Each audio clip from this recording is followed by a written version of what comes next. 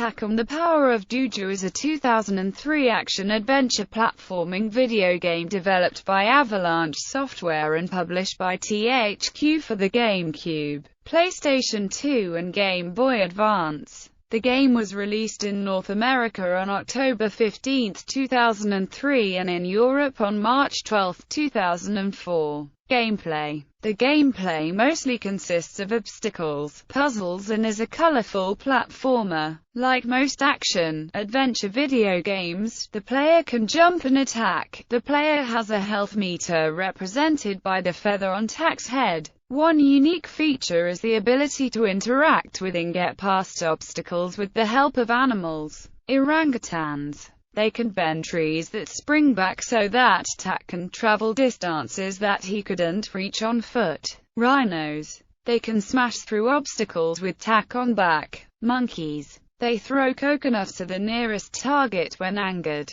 Emus. They are mobile like rhinos and jump and flap short distances. Sheep. They can open doors and activate elevators by running on conveyor belts. When Tak receives his spirit rattle, he is allowed Juju powers that need to be collected. There are different effects for each one, such as Restoration Dance restores Tak to full health. Tak needs to collect feathers to restore his mana. Collecting feathers is a priority in each level and can do multiple things, like restore health or mana. Besides feathers, other collectibles are essential for missions, such as tikis that can summon Juju spirits. One of the game's developers said that the gameplay was based on Sly Cooper, the level design on the Jak trilogy, and the humor of Ratchet and Clank. Plot: an ancient prophecy foretells that the moon Juju, the kind protector of the Pupanunu people, would be weakened by the evil Tlaloc, an embittered Pupanunu shaman, so he could turn the Pupanunu people into sheep as revenge for not being made high shaman in favor of another shaman, Jibulba. The prophecy also mentions a great and mighty warrior who would restore the moon Juju, defeat Tlaloc, and bring peace to the Pupanunu people. Having escaped Tlaloc's spell, Jibulba believes his apprentice Locke to be the warrior of the prophecy and prepares to send him off. However, it appears that Locke has been turned into a sheep. Jibulba sends his younger apprentice, Tak, to find magical plants and change him back, though it turns out not to be Locke. Jibulba tells Tak to obtain the spirit rattle, which allows the wielder to communicate with powerful Juju spirits to assist him while he finds Locke. Tak returns with the rattle to find that Locke has been trampled to death by a herd of sheep.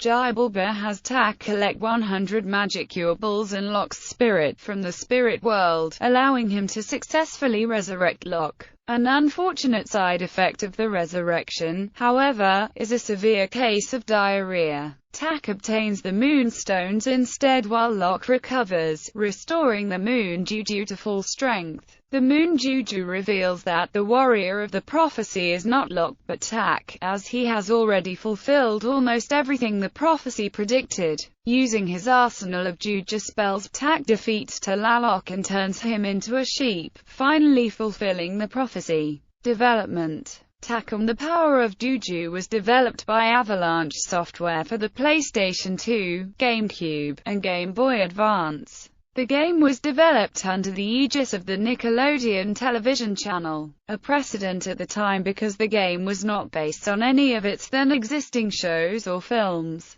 The game spawned 2 direct sequels, Tak 2, The Staff of Dreams and Tak, The Great Juju Challenge. TV series Tak and the Power of Juju is a CGI television series that debuted on Nickelodeon on August 31, 2007. Takam: The Power of Juju consists of 2 11-minute stories per half-hour episode. It is Nickelodeon's first CGI series and the company's 31st Nicktoon. The series is directed by Mark Risley and Jim Schumann. The television series tells of Tak and his friend, Jira, including his master, Jibulba, and other characters. Tak is faced with the responsibilities of being a shaman as he daily has to save his village from villains. The series aired every Saturday and wasn't as popular as other Nicktoons, and cancelled its run on January 24, 2009, due low ratings and mixed to negative feedback from critics and viewers alike. The cartoon spawned two games, Tak and the Guardians of Gross, and Tak, Mojo Mistake. Reception. GameCube. The GameCube version of Tak and the Power of Juju received mixed or average reviews with an aggregate score of 71% by Metacritic.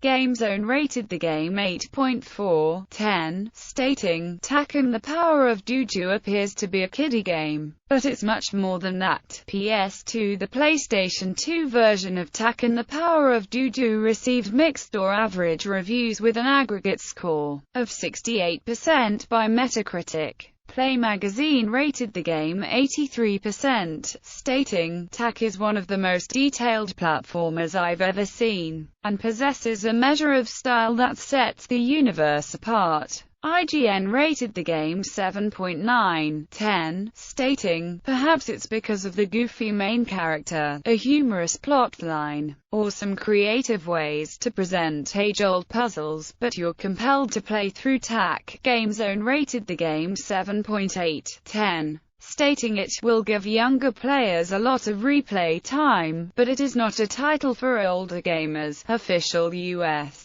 PlayStation Magazine rated the game 70%, stating, "After a few hours, the boredom sets in, and the number of reasons you have for wanting to beat the damn thing is less than one. It's just not fun enough." GBA. The Game Boy Advance version of Tak and the Power of Juju received generally favorable reviews with an aggregate score of 79% by Metacritic.